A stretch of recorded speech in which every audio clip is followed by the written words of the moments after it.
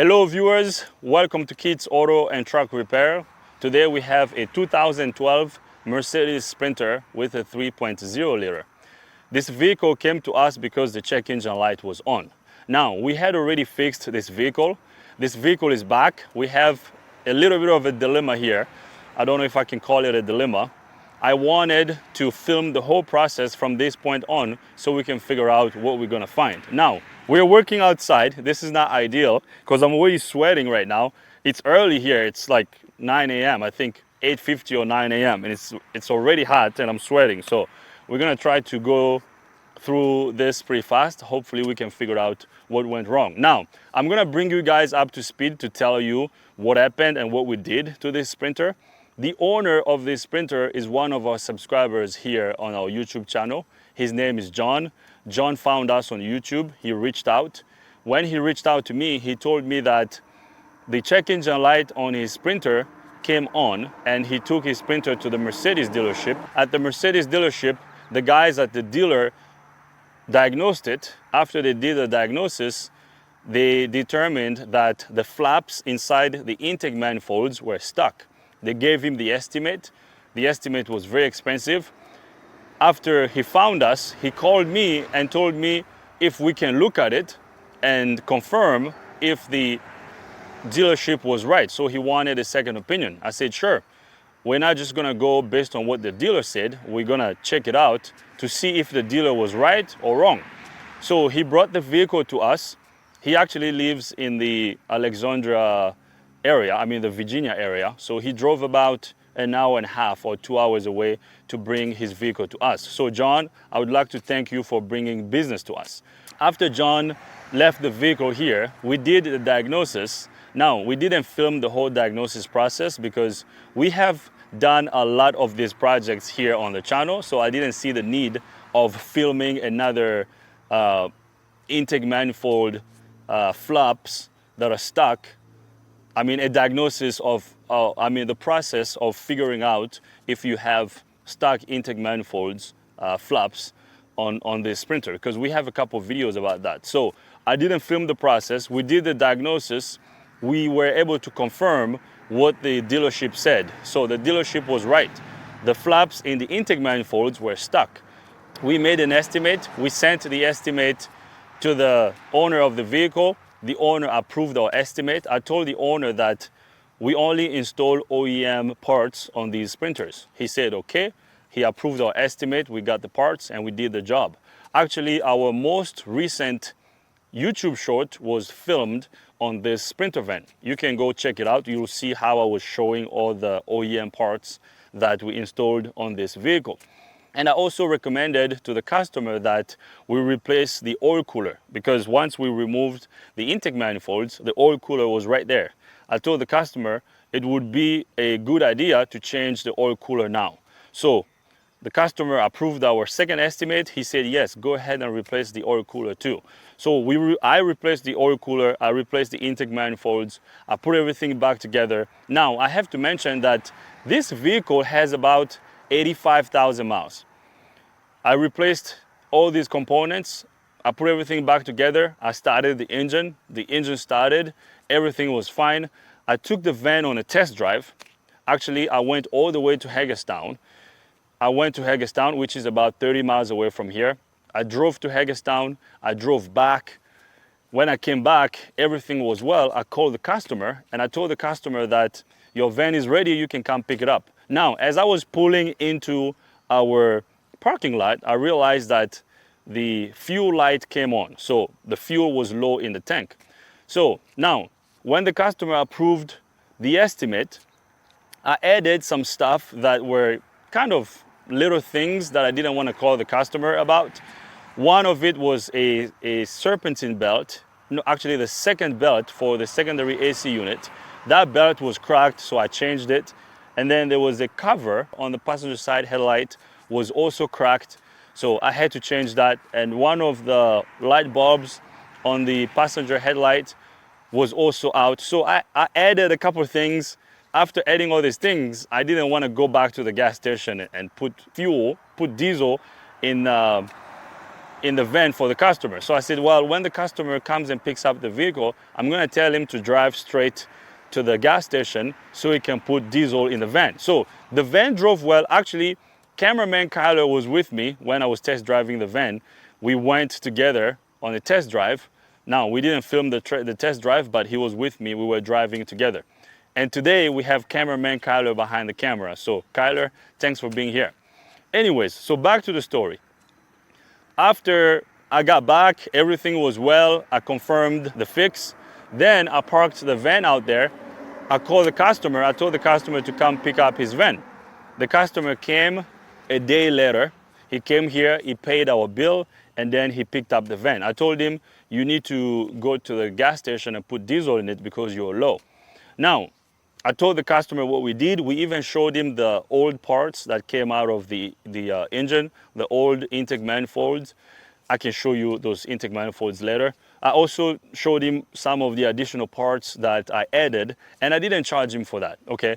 Sometimes when we have customers that spend a significant amount of money with us, if there is an additional component that I find out or I figure out while I'm doing the work, if it's something that's cheap enough, if it's 20 bucks or 30 bucks, I don't see the need to call the customer and tell the customer, hey, we're gonna need this component, you need to pay us more. Sometimes I just cover that myself. So there were a couple components already covered, so I didn't want to call the customer to tell him that I had to add these little things. So I didn't want to drive the van to the gas station to put diesel in it. So I told him to go to the gas station and put diesel in it. So customer was happy, he picked up the van, he drove to the gas station. After he left the gas station, about a couple miles down the road, the engine died. So the customer called me and said, hey Dio, I picked up the van from your shop, I went to the gas station, I put diesel in the van, I drove off the gas station, I started hearing a noise. I said, that's odd, because I drove the van the previous day, it was fine. I didn't hear any noise, and I had Kyler with me. I wasn't even by myself. So we drove it, it was fine. The customer said, well, it sounds like something is off. I hear a noise coming from under the hood. I said, that's odd, but you can bring the van back to the shop so I can take a look at it. Let's see what happens. So the customer brought the vehicle back, and when the customer came back to the shop, I was already gone on my lunch break, so he didn't find me here when he got back. So he came back, he left the van here, and then when I got back from my lunch break, I asked Robin, because Robin was here, I said, Robin, where is the customer? He said, well, he just dropped off the van, he had to leave. I said, okay, so what's going on? Robin told me that the customer said there's a noise coming from under the hood. I started the engine ran, I revved up the engine, I didn't hear any noises. I was like, that's odd. Maybe whatever that's happening is intermittent. So I got in the van, I drove, I said, okay, I had to go on the road to see what the customer experienced. So I got on the road, I drove up this way. Actually, if you are here on Jefferson Park, you go up that way. There is a little roundabout up there. I went around the roundabout. I didn't hear any noises. And then I called the customer. I said, hey, John, I'm driving your van right now. I don't hear anything. Like, the van is fine. It didn't die on me. I even scanned it. There were no trouble codes in the engine computer. I said, this is odd. Maybe you got bad diesel from the gas station, because I don't see what else that can cause this, because I drove this. I put about 50 miles the previous day on this van and it drove fine. Because if I heard any noises, if something was going on with the engine, I wasn't gonna call the customer to come pick up the van. So what's going on? He asked me, he said, Dio, you didn't hear any noise? I said, I didn't hear any noise. I told the customer, so you should come back to the shop so you and I can drive it together. Maybe it's gonna act up while I'm with you on the van, so you can tell me about it. So the customer said, okay, I'm actually in Mount Airy. I'm gonna turn around and come back to the shop so we can drive it together. I said, sure. After I hung up the phone, I kept driving because I was driving back to the shop. After I hung up the phone call, about 5 minutes later, the engine died on me. I was like, wow, this is odd. The car just died. I pulled to the side. I tried to start it back up. It wouldn't start. I tried to start it again. It wouldn't start. So at that point, it became a no crank, no start. I was like, that's odd. Then I called the customer back. I said, hey, John, I was able to experience what you told me, because the engine died on me. So right now I'm on the side of the road. I'm gonna try to start the engine. Maybe I'm gonna wait a little bit until the engine cools off. I'm gonna try to start it again. Hopefully it's gonna start. I'm gonna drive the van back to the shop and figure out what's going on. John said, okay, just call me and tell me what you find. So after I was on the side of the road, I think it was Thursday, then it started raining very badly. So I stayed in the van for like 30 minutes. It was raining. I tried starting the van again, nothing, not even crank it wasn't cranking. So after an hour, I realized that this van wasn't gonna start. So I had to call a tow truck. I had to call a towing company. So I called the tow truck. The tow truck got there about 2 hours later. I had to call Robin to come pick me up because I left the van on the side of the road. I locked it. The tow truck got there about 2 hours later. They towed the vehicle to our shop. So the tow truck literally just dropped off the van here. Now, right now, when you turn the key to the start position, nothing happens. So what I did off camera was I jacked up the van. I put a jack stand under the van because I want to get access to the starter and check the starter first, and then we'll go from there. So this van died on me after the customer dropped it off. I took it on a test drive, then it died. So we need to figure out what happened, okay? So it's really hot over here. I might have to bring the canopy out here because we're gonna do a couple tests under the hood, and then we'll see what we're gonna find. So all I did to this was jacking it up and putting it on jack stand. So now the question is it dying because of what we did, or is there something else that happened? So we need to find out. I'm sure that the owner of this vehicle is gonna watch this video. So I'm curious to find out what we're gonna find. So I'm actually gonna go get the canopy first because it's really hot. Let's get the canopy set up, and then we're gonna scan it first. Let's scan the engine computer to see if we have any codes, and then we're gonna check the starter after that. All right, we are in the vehicle. I'm gonna confirm the complaint. We're gonna try to start this. It doesn't crank right there. I'm turning the key to the start position. Nothing is happening. So Kyler, if you can show the dash, as you guys can see, the check engine light comes on when I turn the key on. All the lights illuminate on the dash, but when I turn the key to the start position, nothing happens. I can hear the starter relay click under the hood, but nothing is happening. Okay, so we have confirmed the complaint. Okay, this died on me last time. So, and the mileage is 89,830. So 89,000 miles, 830. So now let's scan it to see if we have any codes. Now, if we don't have any codes in the engine computer, then we're going to go after the starter circuit. 2012 Mercedes. The vehicle has been identified by the scan tool, so we're going to click OK. Let's do a code scan. Let's scan all the control units on the vehicle.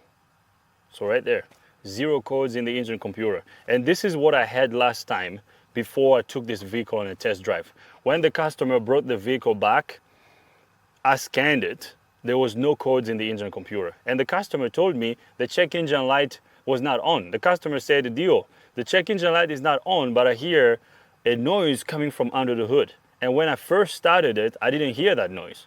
And I was like, what is the customer talking about? Because there are no codes in the engine computer. And then he told me that it sounded like there was a boost leak. I told the customer, if there's a boost leak, this engine has a boost pressure sensor, and that sensor is very sensitive. If there's a leak somewhere, it's gonna throw a low boost code in the engine computer. And there was no codes. I was like, leak? Because we drove it to Hagerstown. I was like, no, there's no way there will be a leak.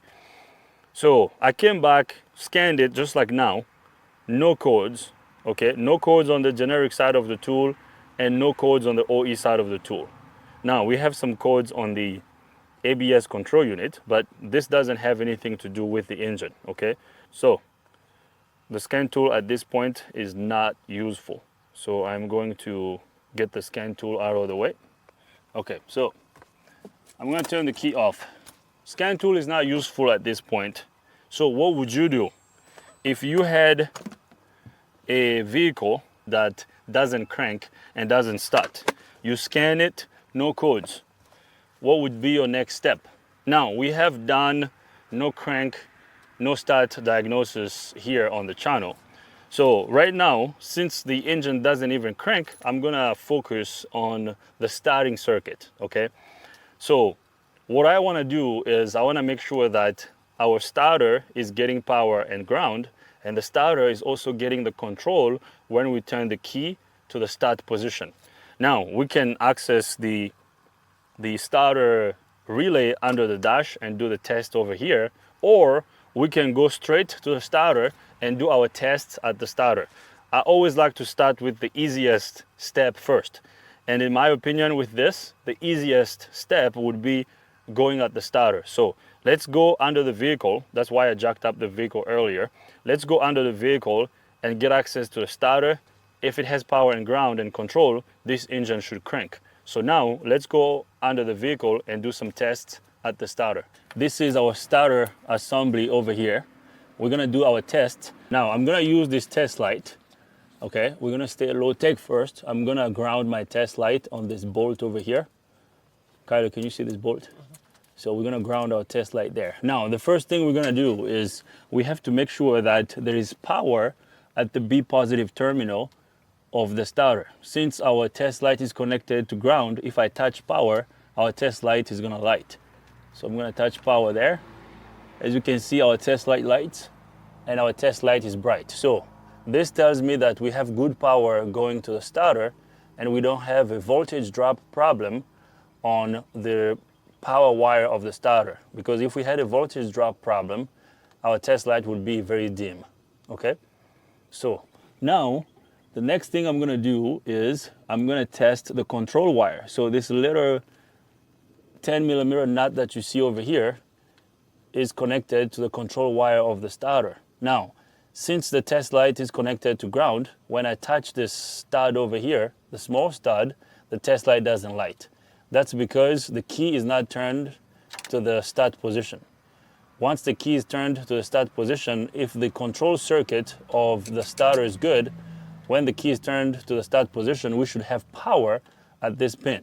Now, we have Robin in the vehicle. Robin is going to turn the key to the start position for us. Go ahead and start it, Robin.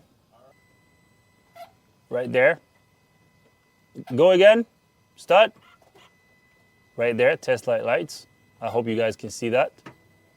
Right there, test light lights. Turn it off. Start it. Turn it off. Okay, so the control of the starter is there, okay? So we have power at the starter, we have control. This starter should have cranked. Now the question is, do we have a ground problem on the starter? So I'm gonna move my clamp of the test light to the battery positive terminal of the starter. When I touch the starter case, our test light should light. So right now I'm touching, if I touch ground, test light is gonna light. Okay, let's touch the bolt on the starter case. Right there, test light lights. So we don't have a problem on the starter ground. So why is this vehicle not starting? We have checked the control wire at the starter. The starter is getting the control. When you turn the key to the start position, there is power at the starter. The B positive terminal of the starter has got power. There's good ground at the starter. Why is the starter not turning? So is it the bad starter? Do we have a starter that's defective? Now, since this vehicle died on me, I'm gonna go ahead and get a new starter for this. But before I order a new starter, I would like to turn this engine by hand to make sure that the engine is turning before we get a new starter, because it's starting to look like this starter is defective. I just don't like changing starters. I like turning the engine first to make sure that the engine is turning before we replace the starter. So let's get back under the vehicle. I'm gonna grab a breaker bar. We're gonna turn the engine. If the engine turns, then we're gonna put a new starter on this. After that, this should start. So now let's do that. All right, so now we need to find out if we have a starter problem or if this engine is locked. So I'm gonna get my, now the bolt for the crank, the crank pulley bolt is a 27 millimeter bolt. So I hope you can see that. Can you see the ratchet? Mm-hmm. So now I'm gonna turn the engine clockwise. Oh, dang, this engine is locked. I can't turn this. Now let me grab an extension. I'm gonna put an extension here. I'm gonna try to crank this engine clockwise. I hope you can tell. Can you see how much force I'm applying on this? This engine is locked. What the heck? What locked this engine? This is not good. Oh man. What the heck? Dang. The engine is locked, guys.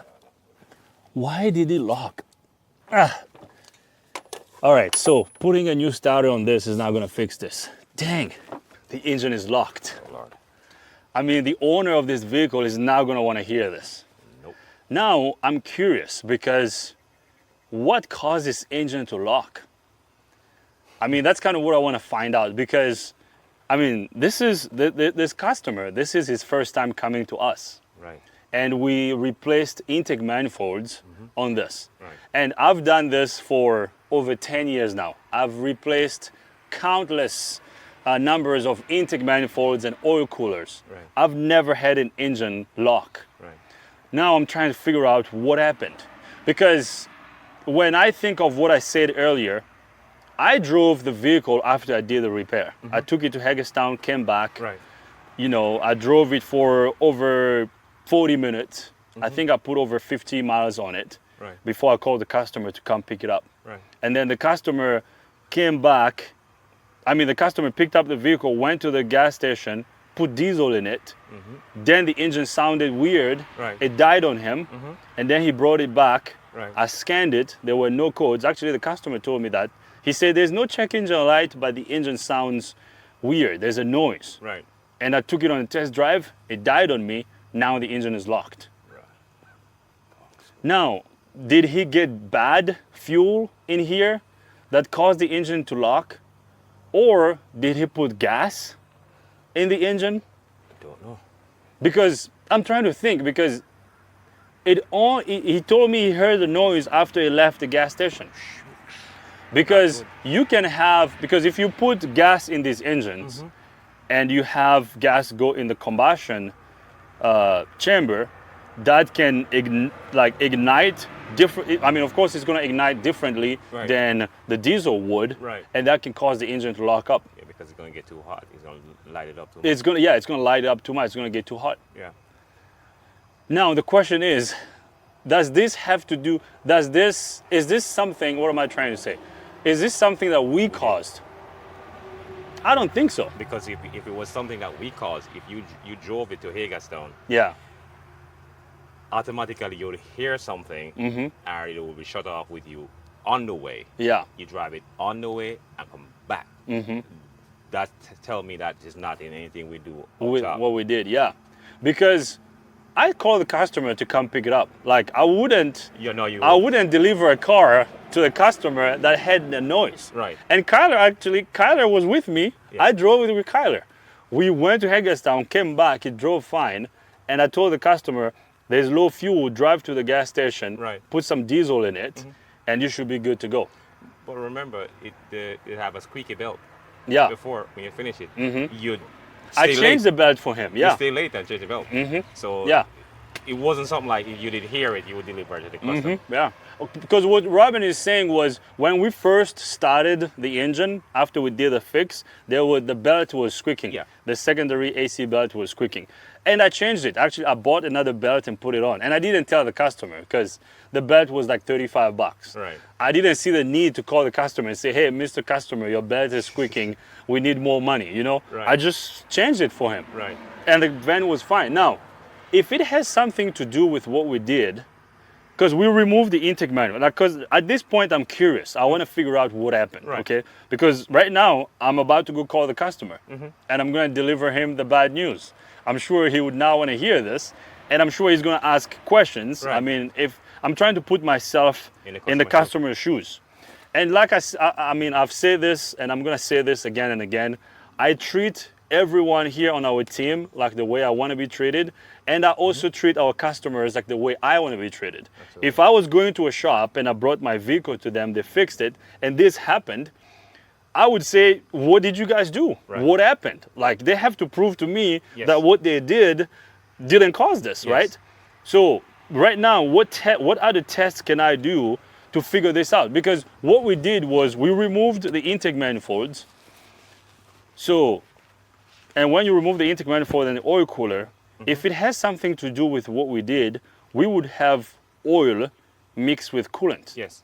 Because the components that we replaced, especially the oil cooler, there is oil that goes through the oil Right, yeah. cooler and coolant. And we got all the parts from Mercedes. So, I mean, I can guarantee that it doesn't have anything to do with what we did, but let's just check, okay? Can I see that light, that big light? So Kyler, if you can come here under the hood, let's put a light here. Let's show the coolant level in the engine. I mean, I know this doesn't have anything to do with what we have, but just to check. So here is the coolant.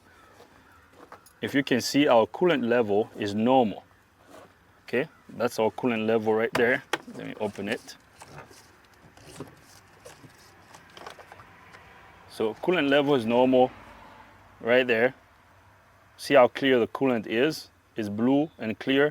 There is no oil mixed with coolant. Now, one more thing I want to check. Kyler, let's check the oil level. So over here. Where is it? Somewhere over here. Yeah, right here. Can you see this little dipstick? So I'm gonna pull it out. So let's wipe it down. Let's check the oil level.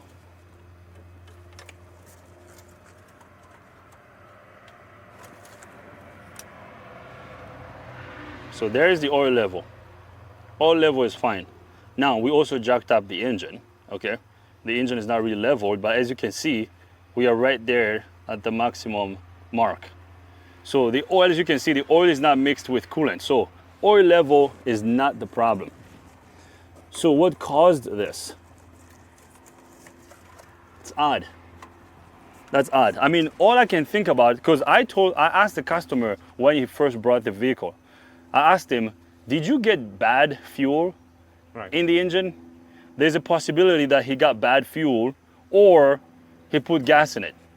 So it's possible. So now what I want to do is I want to take a fuel sample. I'm going to disconnect one of the fuel lines on the fuel filter, and then we're going to cycle the key to see how much fuel comes out of it, and then we're going to check that fuel that comes out of the fuel line to see how it looks. If it has gas in it, I just feel, to be honest, I feel bad because he just put a good amount of money in this engine. We replaced the intake manifold, the oil cooler, and everything we did. Now having an engine that's locked, I feel bad. Words are not. You know, it's really I feel bad. I mean, if it's something that we caused, I don't think we caused this.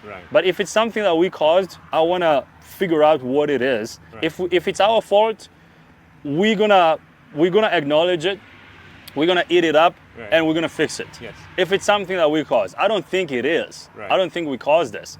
But I'm also not gonna try to back out of it. You know, if it's something that we caused, you know, I'm gonna tell the customer if it's a mistake that we made, because if it's something that we did, we would have had coolant mixed with oil, which we don't have. So everything that we installed is good. So that's not the case, but I'm just hypothetically speaking. If it's something that we caused, you know, I would eat this up. You know, although it would suck, replacing this engine is going to be expensive. You know, and labor intensive. Labor intensive. I mean, we have insurance here at the shop. If something happens, our insurance is going to cover it. But I don't want to cover something that I didn't cause. You know, and if we put this through insurance, I mean, our insurance bill, our monthly insurance bill is probably going to go high. You know. And we can suck it up and change the engine. I mean, we can do it. But if that's something we caused, if we didn't cause it, then, you know, I'm going to talk to the customer. And, you know, the other test we could do, as I'm thinking about this right now, we can remove the injectors, all the injectors, and put our bore scope inside to see the top of the piston. Because if he put gas in it, and gas went in the combustion cylinder and in the cylinders, it's going to melt the top of the pistons. We will see one piston that will be melted. Yeah. We should do that. Yeah, absolutely. Okay. So, yeah, I feel bad for this guy. I feel He's- bad for the whole situation. He's not gonna want to hear this, but at the end of the day, we want to make our customers happy. Yeah. I'll see how we can help. You know, we'll see. So let's take a few sample first, Yeah. okay? And then we'll go from there. So I'm gonna grab the stuff I need to take a few sample, and then I'll bring you guys back up. All right. So we're gonna take a few sample here. I'm going to remove the air filter box. Let's see what we're gonna find. Hey, Steve, I got a question. Yes. Just to go up and beyond. Remember we take out the manifold, Yeah. right? So is it possible that if something fell in there in the intake? You asking if there's something that fell in the Yes. intake? Well, we take it off. We take off the manifold back there, which is in the oil cooler. If there's a possible chance like Something fell. inside there. I would say if something fell in the intake, what would it be? I would say that's not the case. I don't think so, Right. because we got these intake manifolds for Mercedes. They were OEM ones. Right. Okay. Our community members here can check out the recent YouTube short that we Right, did. right. You'll see how I was showing the part numbers. Now, the other thing that can do this is if you have flaps on the intake manifold that can fall. But when you have flaps that fall, Right. you have a clunking noise, like clack, clack, clack, clack, clack. Right. And those flaps, I've been working on sprinters for over 10 years. I've never seen them Right. fall. Then because you will hear like the first 5 Yeah. or 6 months, you will hear it. If something had fallen in the induction system, Right. I was gonna hear it when I first drove the van. Yeah, so it's like my Yeah. mind's like I want to make sure everything is possible. Yeah, no, that's a good question though. That's a valid question. But okay, I'm going to disconnect this line over here. Okay, let's disconnect this fuel line. And then we're going to get a fuel sample here. So let's disconnect this line.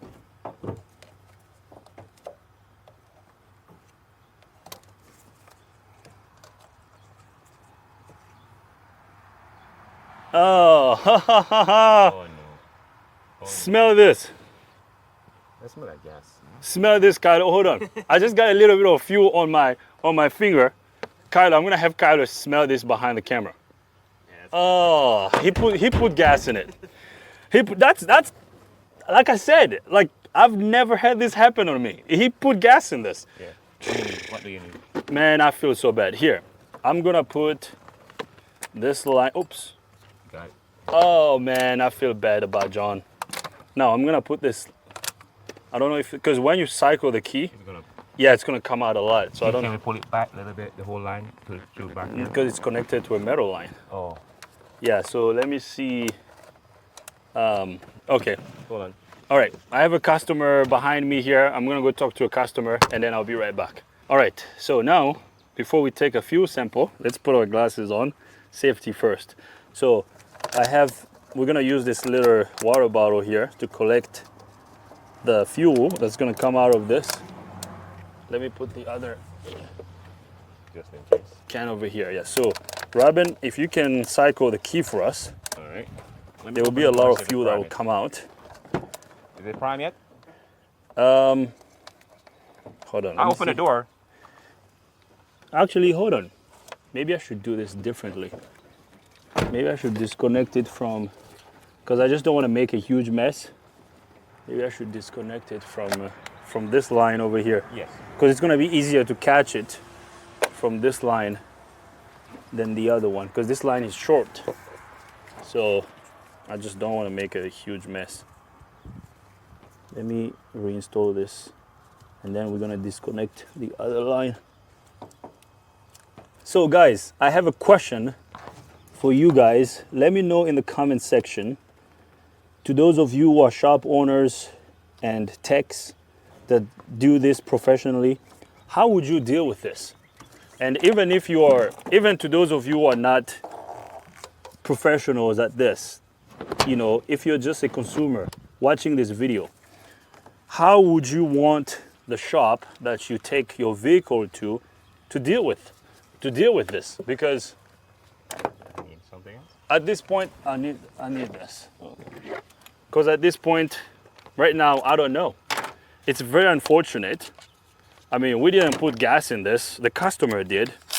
As you can see, there's gas in this. We're about to get a better sample of the fuel that will come out of it. So how would you deal with this? I'm curious to find out. How would you deal with this? So let us know in the comment section. Like I said earlier, if it was a mistake that we made, I don't have a problem acknowledging and telling the customer that we messed up and we would fix it. But this is not something we caused, you know. Cameraman Kyler, how should we deal with this? Because I've never dealt with such a problem before. I've never had an engine lock up on me like this. Can you get it from over there? No, I want to get it from here because that way I can put this in the bigger. Okay. Where is that? I can put this in the.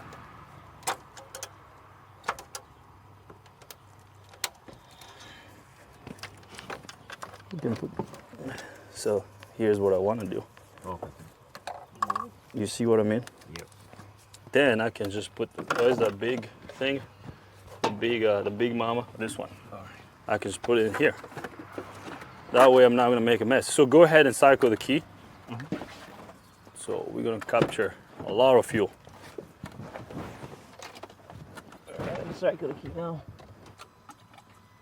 Right there. You see how clear it is? Turn it off? Yeah, turn the key off. Okay, that's enough.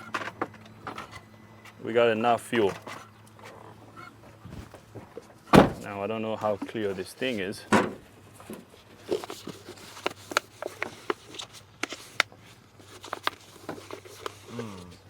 Put 19 here? Yeah, can you see it? Yeah.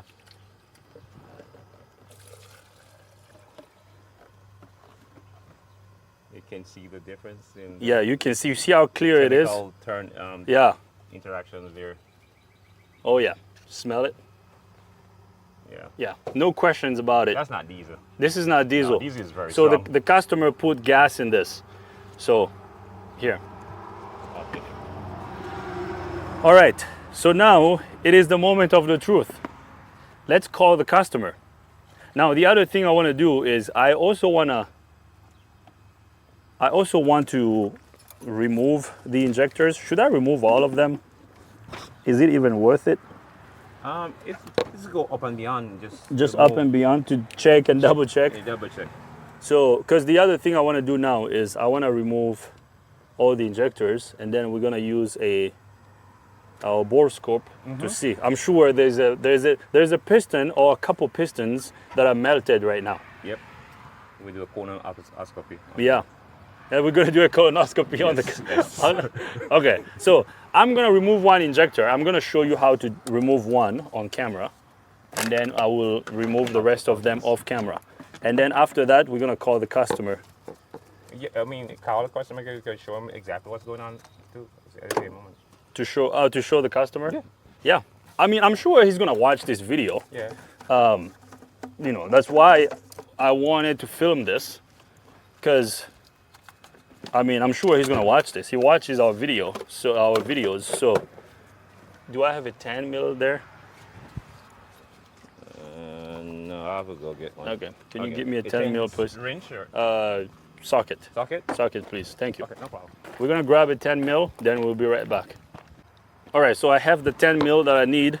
I'm gonna remove this guy over here. Actually, when the customer picked up this vehicle, he was actually asking me about these AC lines. He said, "Oh, these AC lines go across here." I said, "No." No, that's where we're getting. I said, "No, they were here. They don't go from this point." He's like, "Oh no, they always go on top of the." Let me get the metal plate. Yeah, he told me he's very mechanically inclined. He's like, "Oh, I could have done this myself, but I didn't have time." I'm like, "Okay." These lines were routed like this. That's how we found them. And then I was like, well, if someone changed them, then it must have been the guys at the dealer, because I put it back the way I found it. You know, But then he was like, oh, yeah, okay, I'm sorry. But then he calls me back.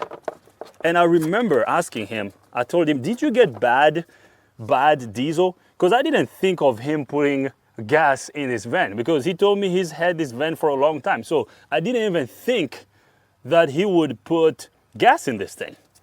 It never crossed my mind. And he told me, Dio, I put about $40 worth of diesel in it. And then after that, the engine died on me. Oh man, I should have connected the dot. I kind of feel bad, although it's not my fault, but I feel bad, Kyler. All right, so we're gonna remove this injector. I'm gonna show you how we're gonna remove this first injector, and then I will remove the rest of them off camera. So I'm gonna disconnect this electrical connector.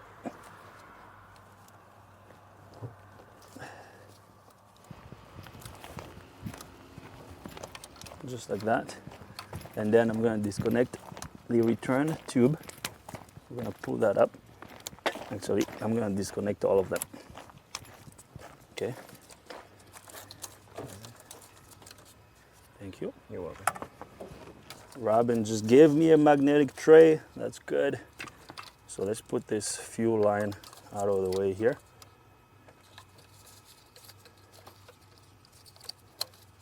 So now we're gonna disconnect the injector line. I have a special tool that we just bought, but I didn't bring it out. Robin, maybe I will use it when we disconnect the other injectors. Yeah, I love that tool. It's a great tool. Now, I always like to use generic, especially when we make videos, I always like to use kind of simple tools that anybody can get from a local parts store or Harbor Freight, you know? Because those specialty tools, it's not everybody that has those, you know? Yeah. So I always try to stay low tech first until I really have to bring out the big guns. All right, so fuel line is disconnected. Yeah, smells like gas. So now we're going to remove the injector bolt. So I'm gonna do the same process on all the injectors.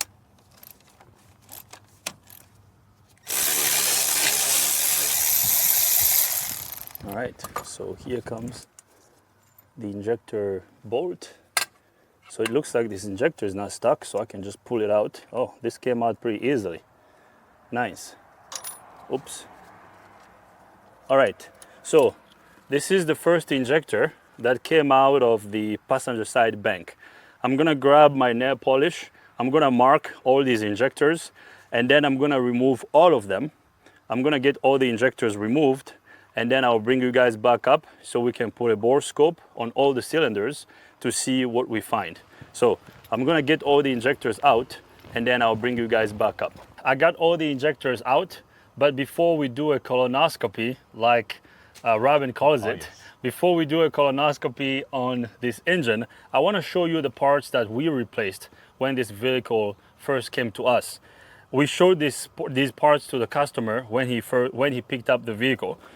This is the part that I was talking about, and I showed it to the customer.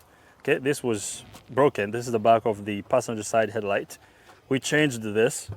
I had one here, and then this is the, let me see. This is the driver's side intake manifold, okay? So the flaps on this side were not stuck. But look at the other one. Let me show you the other one. So this is the other one. Now check this out.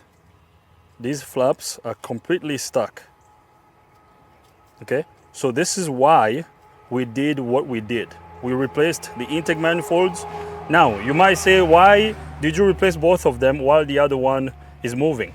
If this is stuck, the other one will get stuck soon. You know, pretty soon. So if one is stuck, always replace both of them together, okay? So, and of course, when you get a new one from Mercedes, it comes with a new swirl motor. So we didn't reuse this swirl motor. And then these are all the gaskets that we replaced. When we do this job, any O-ring, any gasket that come out, we have to replace it. And then, where's the oil cooler? Okay, this over here is the oil cooler. As you can see, we still have the Mercedes box. Okay. Now, I recommended this to the customer. I told the customer, since we're down there, we might as well replace the oil cooler, okay, which we did. So I wanted to show you these parts. We did all this, now the engine is locked. And as you can see, it's clearly not our fault. So let me get these out of the way. Then we're gonna do a colonoscopy.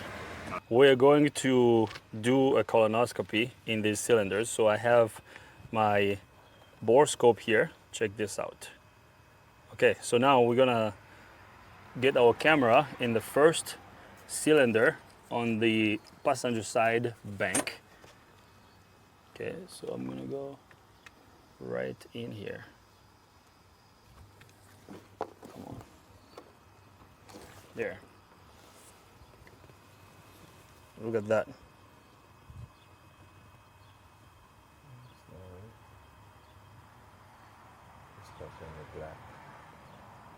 No, you see those white, those shiny marks there?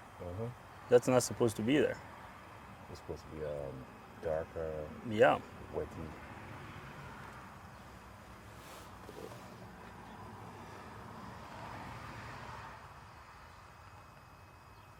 What about on the black? Because there's a scratch. Look at that. That's Right here. that's a piston melt. That's a melt right there. Right here. And there's a line on. Look at that. See the top of the piston? Yeah. Yeah, that's melted. Oh, shooks. Yikes. Look at that. Now let's look at the valves.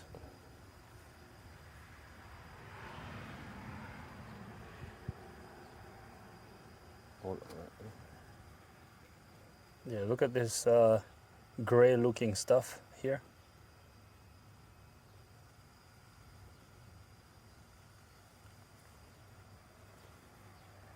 Look at this. See how discolored this valve is over here? See that? That's not supposed to be like that.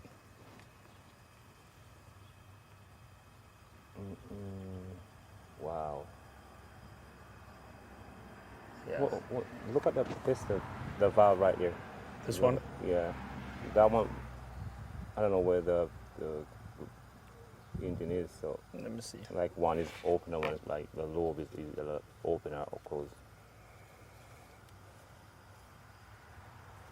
This one here? Yeah. Look at that. Is that the glow plug there that's melted?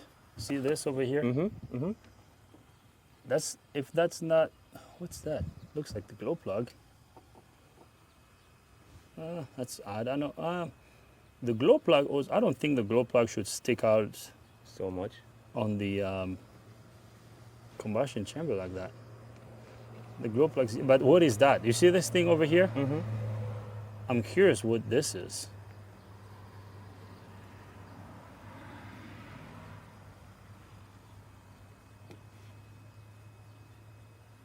Yeah, you see how shiny the end of this valve is? Yes. Yeah, that looks melted to me. Should be wet. So now, let's look at the piston.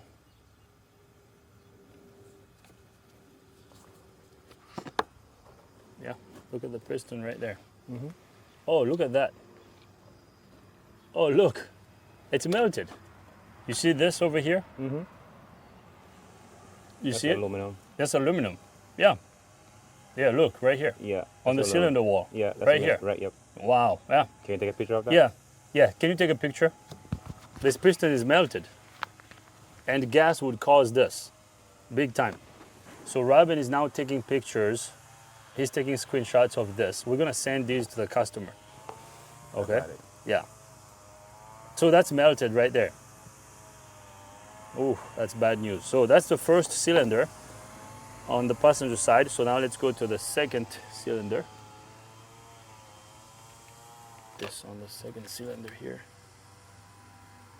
I think it's a PVC. Oh, this is a top dead center. Yeah. I see touching. I'm just watching the screen. It's on heating. Like it's gonna hit it. Right. It's gonna hit something. Yeah. So this piston is at top dead center. And look at that.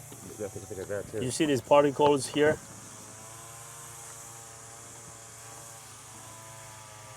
Yeah. I got it. Oh man, this is bad. So let's check the last cylinder on the passenger side. Let me see if I can get this. Same thing. Yes. You see this shiny stuff that you see on the piston? Yeah, that's the piston melting. Oh, look at the side over there. Yeah, look at that right there. Yep. See that right there? Okay. Yeah. All right, so this is how the piston looks like. Piston is melted. Look at that there, Robin. Look at all the scratches and lines that we have on the cylinder walls. Yeah, Look at that. That wall is jagged up. Look at these lines over here. There's no Let me see if I can go lubrication. around. Look over here. Oh, look at that. Yep. That's aluminum right there. Yeah, Right here. right there. In the wall of the So you guys will see this. So this piston is melted. Now let's look at the valves. That valve over there is melted on the side. Yep.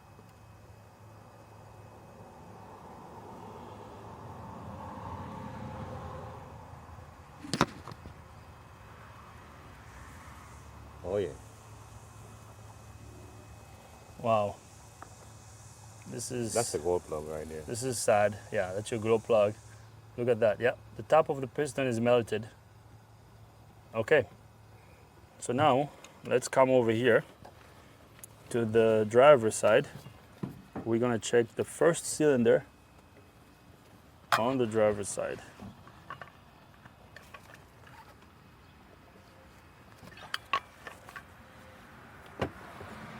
Same thing. Oh, look same. at this. Wow, look at that. I can't see properly. You see how that stuff is melted? Do you want to take a picture of that? Yeah. Robin's going to take a picture of this again. We're going to send all these pictures to the customer. I'm sure the customer is going to see this video. He's probably going to watch the video, but we're going to send him these pictures. Yeah, that's melted out. Yeah, this is melted. Yeah. Wow. Yeah, that's melted. Wow. It's very bad. Now let's look at the valves. Kind of the same thing on the valves.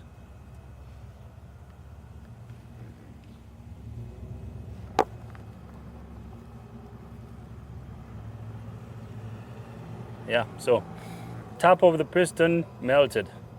Yep. So now let's check the second cylinder on the driver's side. Jag mark.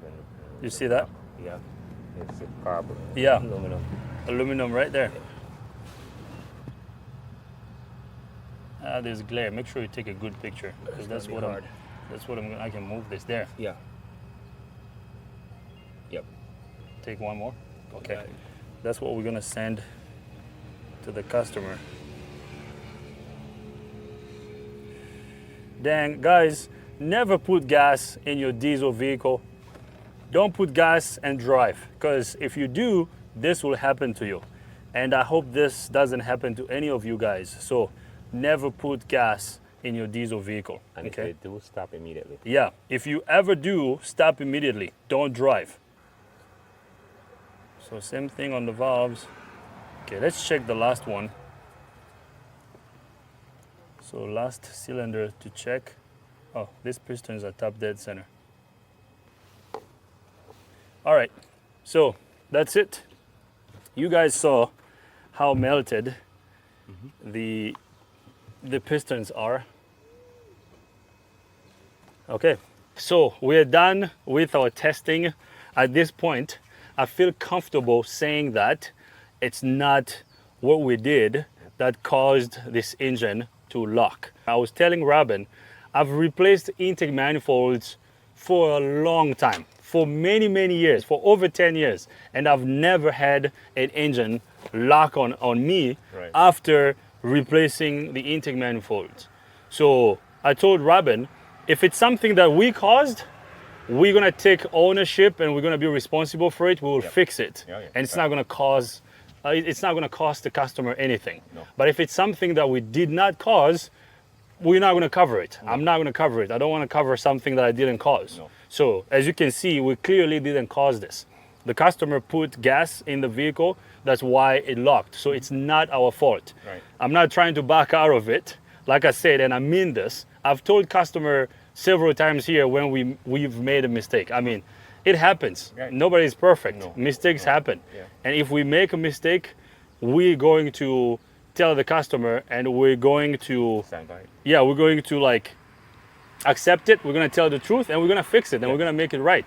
And that is what our shop is all about. And I want our shop to be known for that. Yes. We tell the truth. We give the customer all the data. We tell the customer how it is. Whether it's good or bad, we tell the customer. At the end of the day, we want to fix our customers' vehicles. We want to make our customers happy, okay?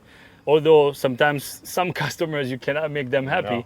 but I will do my best to always take care of my customers and always do the right thing, okay? Actually, I was telling Kyler off camera, now, how should we go about this? Because this engine has to be changed. I gotta call the customer in a little bit and tell him. So, guys, let me know. If you had a shop or if you worked at a shop and this happened, how would you deal with it? You know, I was telling Kyler off camera, I told Kyler, I said, since the customer caused this, he should buy the engine and maybe we can charge him half price on the labor Oh, the labor. to install it, just Right. to help him out. Yeah. Because I feel bad. I He put a lot of money into this, Yeah. you know, to fix it. Yeah. Now the engine is locked. So I'm sure he's not gonna wanna hear this, but he will probably watch the video. We have all the evidence, everything is here. He can come here to see and smell the fuel that's coming out of this fuel system. There's gas. So I would be willing to help, you know, like to help him out so we can get his vehicle back on the road. Yeah. But yeah, I feel bad. So I don't know. What would you do? Or what do you think we should do? Well- Because you all are part of the team. Kyler, your input is important. Robin, your input is Well- important. How should we handle this? To handle it in this format, hey, customer, this is what we found out. Show them everything what we did, and say, hey, let's work together to get the engine, get your car back going. Yeah. So we come to come. But I want to make sure that we're clear that it's Yeah. not something we No, caused. no, absolutely I'm not. about to call him. We're gonna film the conversation. Hopefully, he's gonna allow us to film the conversation because I'm gonna ask him. Right. But I just want to make it clear it's not something that we caused. no, If we caused it, we were gonna take full ownership of it. Yes. But since we didn't cause it, we want to get his vehicle back on the road. We will figure out a way we can help. So yeah, keep going. So that's why we did all the testing and prove that everything that we did was non-flaw, no flaw to it. You drove it for about 60 miles, no flaw.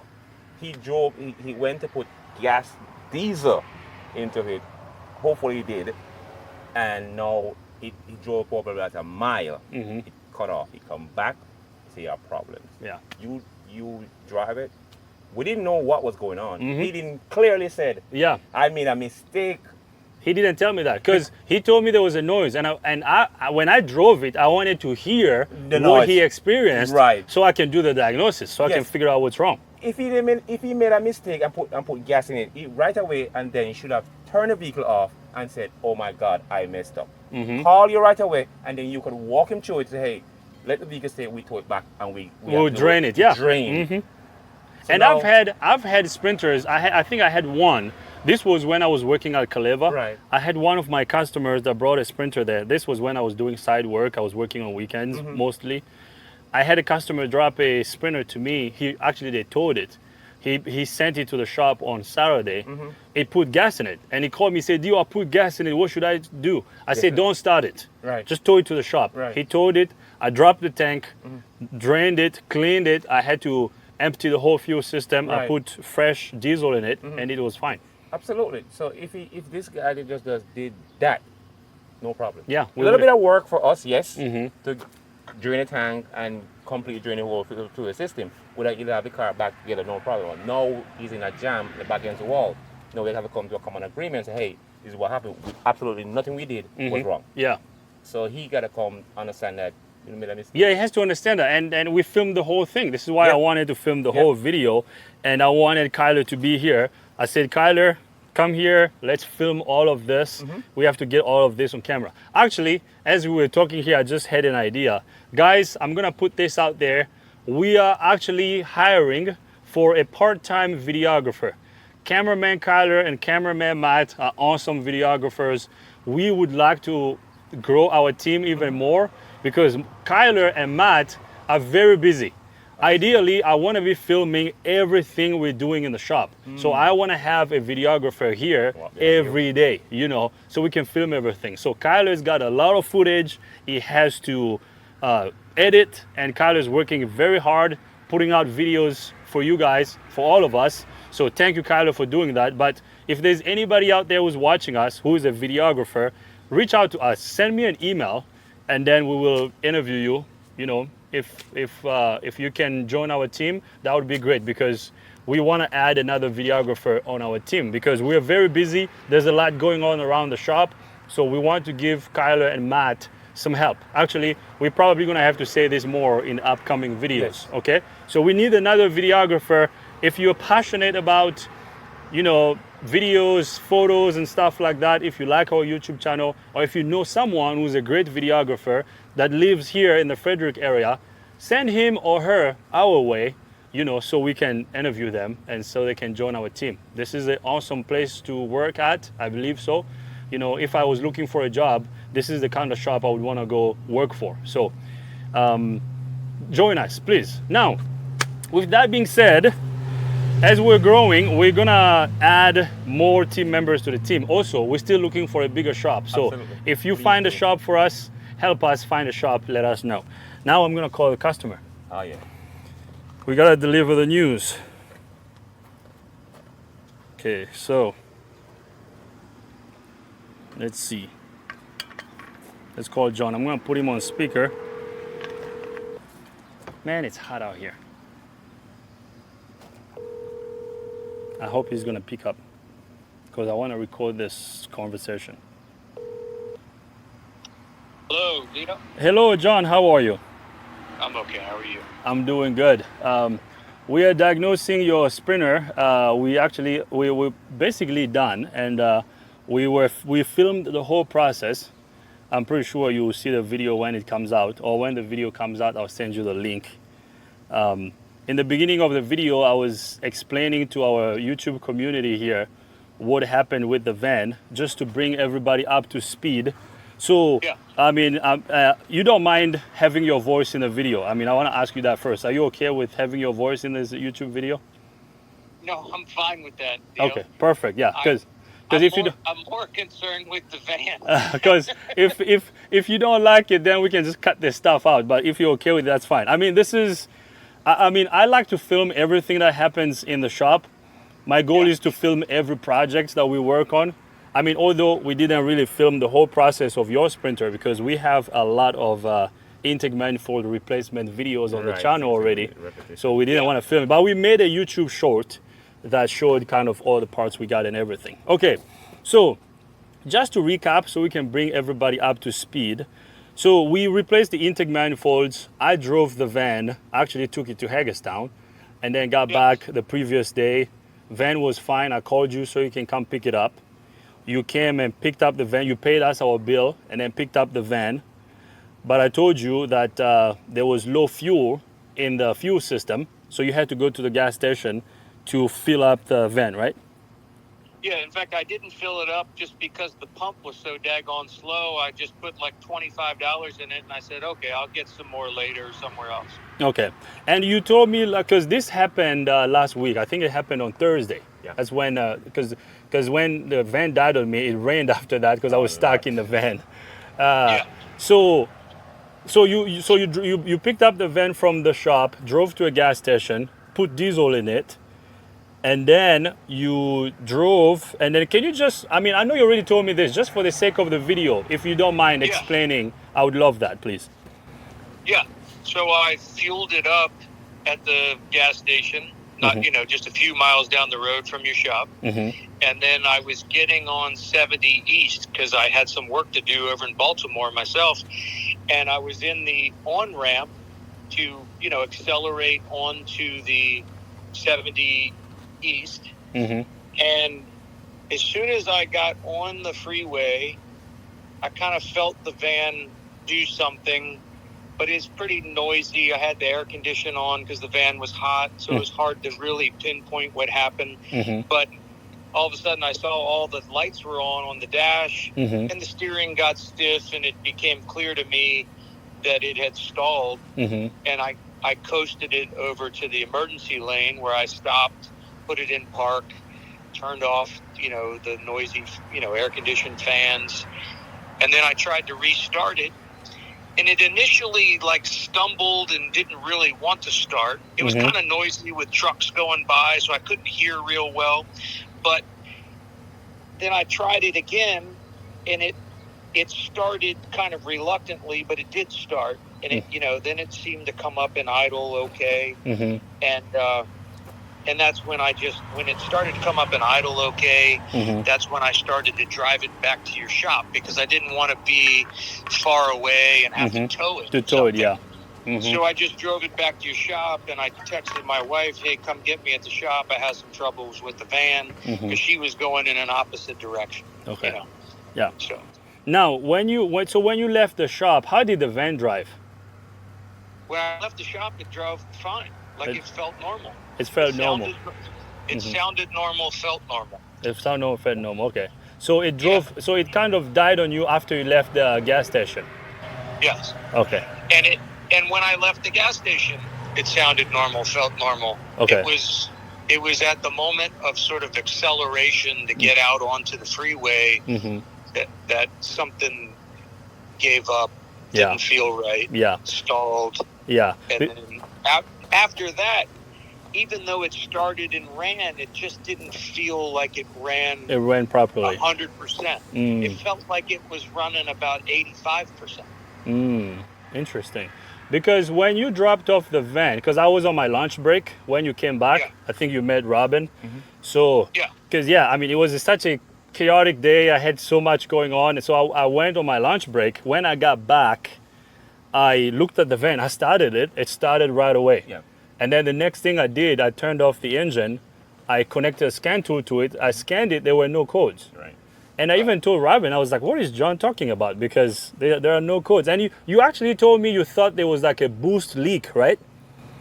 Well, because when I was back at your shop and it was a little more quiet, you could just sort of accelerate the van up, and you felt like you heard something. You felt like it didn't sound smooth like it always has. You know what I mean? It's not that it didn't run, and it's not that it didn't accelerate upon command. It just didn't feel right for the van that I've driven 60,000 miles. Yeah. No, I don't doubt that, because that's why I was asking you last time, because I wanted to see what happened, because I was trying to figure out what happened. Because I'm more concerned about what the issue might be, so I can fix it. So. Sure. And then when I scanned it, there were no codes, and I revved up the engine before I even drove it. I revved up, it revved fine. And I even asked Robin, I was like, what is John talking about? Because the van is fine, and I drove this yesterday. I said, well, let me just test drive it and see. Maybe you have to hear this while you're driving. So I went on the road. When I first left the shop, it drove fine. I didn't hear anything. Okay. I went up. There is actually a roundabout up here, up the road on Jefferson Pike. Yeah. I got to the roundabout, and the van was fine. I said, well, I think I called you. I said, John, the van is driving fine. I don't know what to tell you. You can come back so we can test drive it together. Right. But I don't hear anything. I don't see anything. The van is fine to me. And I drove it the previous day. And I think you told me you were in Mount Airy and you were getting ready to turn around and come back so we can test drive it together. And then, And then I told you, I said, okay, well, let me get to the shop and then I'll see you at the shop. And after I got off the phone with you, I think 2 or 3 minutes later, the van died on me. I was like, oh, this is what John experienced. So then I called you back. I said, John, the van died on me, so I'm gonna have to let it cool down a little bit, get it, hopefully it's gonna start, drive it to the shop, and then I can figure out what's wrong, then I'll call you. I think that's where we ended our conversation, right? Yes. Okay. So I waited about 30 minutes. Actually, it started raining, so I couldn't move. And Robin was busy in the shop and everybody else. So I had to stay there until someone could come pick me up. I stayed there. The van couldn't start. It basically became a no crank, no start. So then I had to call a towing company because I was stuck on the side of the road. So I called the towing company, and that towing company, actually someone is calling me. Oh. Actually, I called that towing company and I told them where I was and where I was towing the shop to. They were like, oh, you were just like a mile away from where the shop is. So anyways, it took them about 2 hours to get here. So Robin had to come pick me up, drove me back to the shop, and we got the vehicle towed to the shop, and I couldn't look at it because I had some appointments on Friday. So this morning, I was curious to figure out why the engine died on me. So we turned the cameras on because I was curious. I said, I'm gonna bring all our YouTube community along to figure out what's wrong. So the first thing, I'm gonna tell you what I did this morning, John. So I looked at the van, I scanned it, no codes. After I scanned it, it was still not cranking. I said, well, maybe the starter is probably defective. So let's check the starter. Why isn't it starting? So I got to the starter. I did some tests at the starter. I got power, ground, control, everything, which told me that the starter is probably bad, because if you have power and ground and control at the starter, when you turn the key to the start position, the engine should crank, but it's not cranking. So I was getting ready to order a new starter. But before I ordered the starter, I said, hey, wait a minute, let me turn this engine and see what's happening. So I turned the engine is locked, John. I said, there's no way. How? Can you hear me? Hello? Yeah. Yes. So I turned the engine is locked. At this point, I'm like, how in the world? What happened? Like, I call Robin, I say, Robin, what's going on here? This is unbelievable. Right. The engine is locked. What happened? So we get a breaker bar, we try turning it by hand, engine's completely locked. Now I'm trying to connect the dots about what happened. Because I have installed intake manifolds on these sprinters for over 10 years now, and I've never had this happen on me. So at this point, I'm trying to figure out what happened. Like, I'm more concerned about figuring out what's wrong, like what happened. And then the only thing I could think about after our conversation was, I said, listen, John told me that the van drove well from the shop to the gas station, and then after the gas station, it drove fine a little bit, and then it ran poorly and there was a noise. I said, is there a possibility that he put gas in this?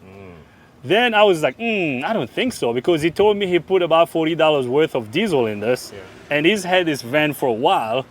I don't think he's gonna put gas in this. And then Robin was like, no, I don't think he put gas. But what would cause this? Now, you're gonna watch this video when it comes out. I'm gonna send you the link. And this was before we called you this morning as we were filming. I said, well, then what's causing it? Is this something, because I'm always critical of myself. Is this something that we did, or because we replaced the oil cooler and the intake manifold? If it's something we did, since there's oil that goes to the oil cooler and the coolant, if that's the case, we would have oil mixed with coolant if that's something we did. Right. We checked the oil cooler, the oil level is fine, coolant level is fine. I said, okay, let me take a fuel sample. I disconnected one of the fuel lines on the fuel filter. We cycled the key, guess what? Gas coming out of the system. So what had happened was, you put gas in the tank, you drove it, so the noise you heard was the pistons starting to melt. Yeah, it starts slapping. They started slapping. Because I went a step further, because I wanted to gather all the evidence before I called you. Because I was like, I'm gonna put myself in John's shoes. Yep. He's gonna wanna ask me, like, what happened, what did you find? So the extra thing I did was I removed all the injectors and I put a camera in the cylinder. I checked the cylinders. You'll see this in the video. We're gonna send you pictures soon. The tops of the injectors, of the pistons are melted. So we have a couple of pistons that are melted. So basically what happened was, after you got gas in it, you drove, since the gas will ignite a lot faster, it's not gonna burn the way the diesel would burn, so it burned to the top of the piston. So then when I took it on a test drive for the second time, so that's just where it gave up. Now, I was telling Robin, because I feel very bad knowing how much money you put into this. I was like, I wish I connected the dots. I wish I had done a few samples first before I even went on a test drive. But since when I talked to you, you told me you put diesel in it, so I didn't even think of checking to see if there was gas in the system. So basically, everything we have right now, because there is gas in the fuel system. Dio, I'm very careful about that, and all I can tell you is they might have gas in their system diesel over at that gas station. Do you have the receipt? You know, I didn't get a receipt, but they should know. Like, I can produce the time, the day, okay, and the credit card info. Okay. And you know, I used. I'm pretty darn sure the pump was even green, and you know, and you have to hit the diesel button is over by the green handle. Mm-hmm. It is. Yes, it is. And so, you know, all I can tell you is they must have something mixed up over there. Maybe they have something mixed up over there, yes. So what I would recommend... But I don't expect they're going to admit to that. You don't think they're going to admit it? Well, you tell me. I would go there. I mean, John, I would want to go there with you. I guess if you had a receipt, we can present a receipt, because it says if you got diesel on the receipt, right? Mm-hmm. Yeah. Because I guess if... Well, I don't have the receipt, clearly. I just didn't take Do you think they can pull out that transaction with your credit card?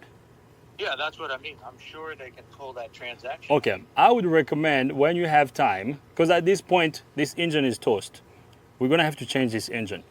So when you have time, I would make time so I can go with you at the gas station, wherever we need to go talk to, whether it's a gas station manager. I have all the data. We can send them this video. I got pictures, I got videos. We have everything. Yes. So we can send them this, and hopefully they can pull up the transaction to figure out which pump it was used on. And if it was diesel, we clearly have gas here, then their insurance would cover it. Because I was saying this off camera. I was telling Robin, I said, you know, I always want to treat my customers and all my team members here the way I want to be treated, you know, and I want to be known for that. And I appreciate, because you drove a couple hours to come to our shop, and I want to get you back on the road, and I want to fix this, because I was feeling really bad when I saw that the engine locked. I was like, there's no way. Like, I mean, I've done this over and over. Like, there's no way this is happening. So it was just like I told your partner when I pulled in there. Mm-hmm. It sounded like it was knocking to me, and I said that to him. Yeah. He said something about, you know, well, that sounded normal, and the turbo, blah blah blah, and it was not normal to my ear. And I've told you, you know, like I know sometimes. No, you are right. Well, I'm just saying, I know sometimes you guys have people think they know. I've rebuilt motors. I have a good ear. Like I understand this stuff. Like I could have done the manifolds myself. I just didn't have time. And that's what I said to your partner. I said it's like knocking to me. It doesn't sound right. And anyway. Yeah, because when I came back, I mean, because I checked it myself. Because when I came back, I started it. It sounded fine, and I called you. I was like, I don't know. I was like, is John just trying to like pull my hair, my leg, or what? You know. No. But no, I mean, you clearly weren't. You know, you were not. But. And like I said, when I drove it back, I didn't even like the way it ran. It ran about 80-85% kind of correct. Something didn't feel right, and like. Even when you kind of revved it in neutral or park, it didn't sound right. It sounded like, I thought I heard like a turbo leak, not from the intake side, because that would be hard to hear, Mhm. but it sounded like you were hearing like a popping or a noise going on that just wasn't normal. But Mm. anyway. Yeah, yeah. All right, let me try to get myself together now to try. Like, this is going to be, this is a huge problem and a huge, this is unbelievable. Yeah, it's unbelievable. Yeah, I mean, I feel so bad. I'm sorry, but yeah, let's come anytime. I wanna work with you on this one. I wanna get you back on the road. Let's go to the gas I don't station. even know where to start. I mean, trying to find- I would start at the gas station. I think we should go there and see what they can tell us, and then we'll go from there. We'll go from there. I mean, Okay. like I said, you just put a lot of money into this. I mean, I feel bad personally, Yeah, and I don't know what to say. yeah. Just like, yeah. I mean, I've got to try to get my receipts now out of the computer so I can say exactly when it was. when it was, all yeah, of that. yeah. If you Yeah. can do that, that would be great. And I would work with you on this one, John. I mean, I'm gonna work with you. I want to get you back on the road. I'm not just gonna try to back out of it and say, hey, this is your problem. That's not who we are. I told my guys earlier, I said, before we even did the test, I told everyone, I said, we have insurance for this. Now, our insurance is not going to cover this because it's not something we caused. But if we were to cause this, I would be willing to go ahead and fix whatever I can fix so I can get you back on the road. Now, since we found the problem, let's go talk to the gas station, and after that, we're going to figure out a solution. I will be more willing to look at the solution. Let's figure out how we can get you fixed up, and then we can get you back on the road. It's very unfortunate. I feel so bad. Yeah. I'm sorry, but yeah, things happen. Okay, let me just try to start processing this and Okay. try to talk to that gas station. Okay. Sounds What's good, John. the name of the gas station again? I don't remember which one was it. Was it the Wawa? The one you go straight down Yeah. from the shop? Yeah, it's on the left, like right on the corner. I think that's Wawa. Yes, that's a Wawa Yeah, gas okay. station. Yes, that's Alright. the Wawa. Okay. Thank you. Yeah, if they want anything from me, whether it's, I mean, if the insurance is going to cover it, they're probably going to send an insurance adjuster, just kind of like how we Yeah. deal with insurance companies. right. Yeah, Yeah. we got pictures, we got Okay. videos. Actually, this video will come out tomorrow. And yeah, they can refer to this, and anything they want me to provide, I'll do that for you, John. Okay. Okay, Thank you. I'll be back in touch. you're welcome. Thanks. Bye-bye. Bye. All right, guys, there you have it. This bug likes me. Yeah. All right. There you have it, guys. We talked to the customer. You heard the conversation. So, guys, I'm curious. Let me know in the comment section. How would you deal with this? How would you deal with this, Robin? Because I personally feel bad for the customer. It's a rough situation. And I want to help. Yeah. I mean, it's like you heard on the conversation. Like I said earlier, it's nothing that we did. It's not our fault. But if I have to help with the labor, I mean, if the gas station warranties this, then no, they gotta pay us our Yeah, full it's- labor. it's one of the politics. Yes. To get But if the invoice customer has to situation. pay for this himself, yeah, then I would help him out. I would help him out. Whether we have to like give him a very good deal Yeah. on the labor side, but he's gonna have to buy the engine himself. Yeah. What do you think? I mean, that's the right procedure for how you want to proceed. First, get to the gas station, see the gas station insurance will take care of it, Yeah.